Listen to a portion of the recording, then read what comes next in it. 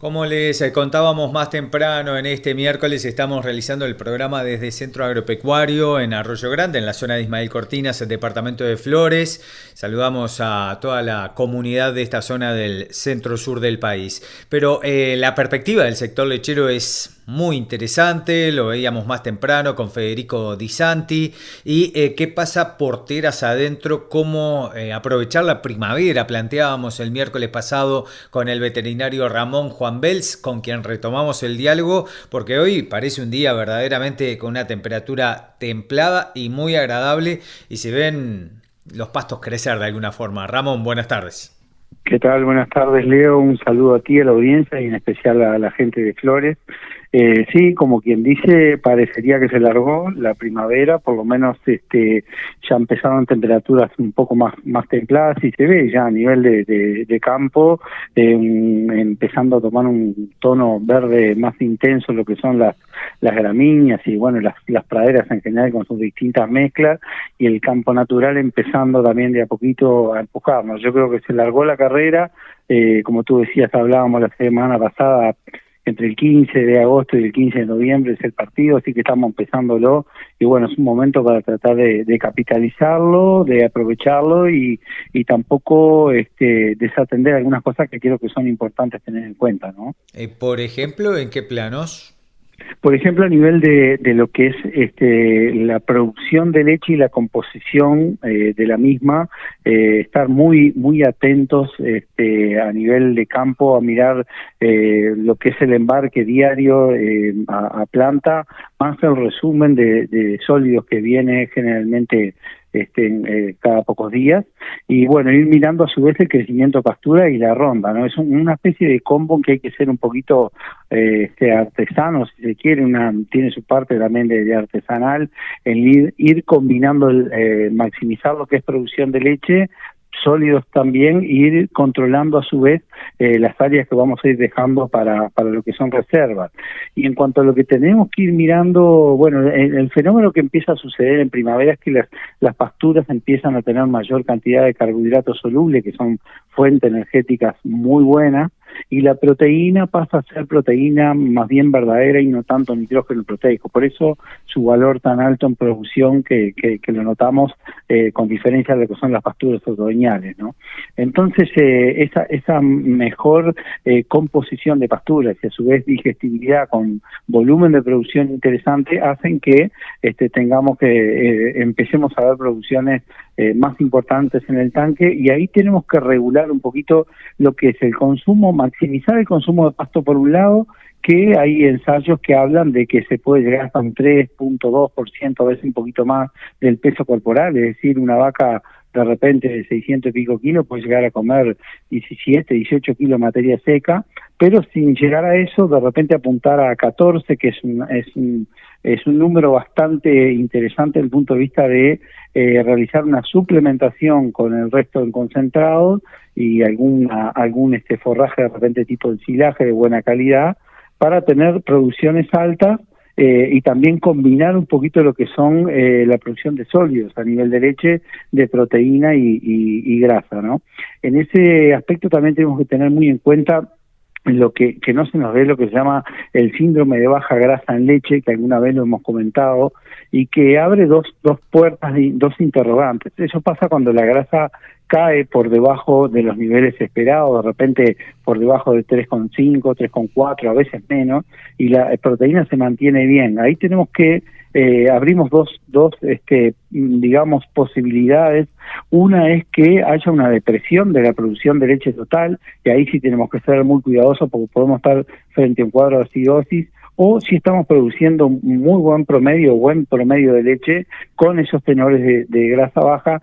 Generalmente ahí lo que sucede es que estamos combinando mal los concentrados y que estamos utilizando seguramente algunos que tienen un porcentaje de grasas más altas que otros, como son por ejemplo los de DGS, los que son las tortas de oleaginosa, los afeitillos de arroz, el mismo leche de maíz. Entonces eso se va a ver reflejado un poquito en una caída importante de grasa, y ahí tenemos que meter mano un poquito los nutricionistas para tratar de balancear y no hacer desajustes importantes a nivel del rumen, ¿verdad? Sí, porque con estas condiciones hay que asegurar la base productiva para lo que puede ser la primavera, que se perfila con excelentes condiciones para la remisión. Exacto, y ahí uno también intenta, por lo menos eso es muy variable de acuerdo a la escala del productor, la cantidad de animales o manejo que tenga, pero uno intenta también dos cosas: por un lado la mayor producción de leche con menor costo, y por otro lado recuperar condición corporal, que eso también es una especie de cajita de ahorro que vamos a ir haciendo con vistas a la producción del otoño siguiente, porque es el momento que los animales que están preñados empiezan, por una cuestión hormonal, a tener mayor capacidad de recuperar estado corporal. Entonces, en aquellas situaciones en las que se pueda lotear animales y dejar lo que es animal que no esté preñado, por un lado, para poder capitalizar mucho su producción de leche, intentar preñarlos más hacia adelante, versus lo que ya está de repente con una preñez de repente 3 meses o 4 meses, que evidentemente nos va a producir menos leche, pero va a estar haciendo una recuperación de su estado corporal, que es muy valioso, porque eso es una especie de caja de ahorro en leche que vamos a tener hacia adelante, ¿no? Entonces, bueno, en aquellos rodeos en que se pueda lotear, hacer los tactos y ver qué animales tiramos para un lado o para el otro, y en aquellos donde haya que manejarlo en un solo bloque, bueno, vamos a estar asumiendo que tenemos que hacer una dieta medio al medio, donde no nos pasemos ni para un lado en las cantidades para tener animales con sobrecondición corporal, ni nos quedemos cortos en los animales para una producción adecuada de leche, ¿no? Sí, interesantes los conceptos, Ramón, y cómo responde la maquinaria productiva y el productor a estas señales comerciales que, por ejemplo, veíamos más temprano con Disanti en la exportación de categorías determinadas hacia China, pero también con lo que es el incremento constante de la producción. ¿Qué respuestas observan en esos planos? Yo creo que es directa, lo vemos enseguida. O sea, en realidad el productor, cuando ve que hay un mercado que tira para adelante, pone las fichas, y más el productor lechero, también el ganadero, por supuesto, y le pasa al agrícola. Todo el mundo, cuando ve que tiene una rentabilidad y ve un nicho de mercado interesante, le coloca unas fichas. Y lo que está pasando, por ejemplo, con tener recrías de animales cada vez más intensivas, incluso los mismos campos de recría están empezando a tener sistemas de manejo mucho más intensivos, va de la mano de que nosotros estamos con una situación de exportación de ganado del pie, que hace que un animal de repente de 140 a 180 kilos valga entre 600 y 700 dólares. Eso es algo que empuja mucho y lleva al productor a jugarle los boletos, ¿no? Sí, en estos días nos comentaba un productor también de estrategias que hoy quedan fuera de discusión, que es fortalecer a los terneros desde abajo, desde sus primeros días, para asegurar los mejores resultados después en la eficiencia de engorde y en el ciclo productivo.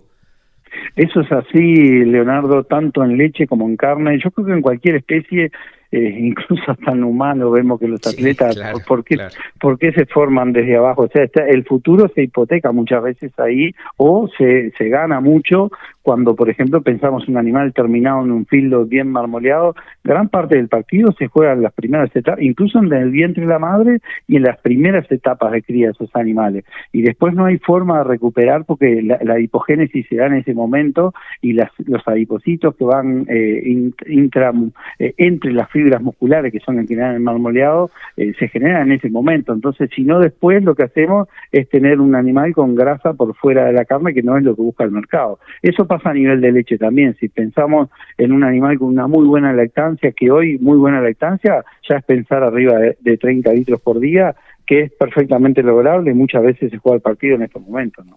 Ramón Juan Bels, especialista en la producción animal y director de NutriSur, muchísimas gracias por el diálogo en esta tarde. El agradecido soy yo. Un saludo a ti y a la audiencia. Buenísimo, Ramón, excelente. Bueno, que pase muy bien por ahí, Leo. Dale, un abrazo grande. Chau, chau. Gracias a ti. Chau, chau. Saludos.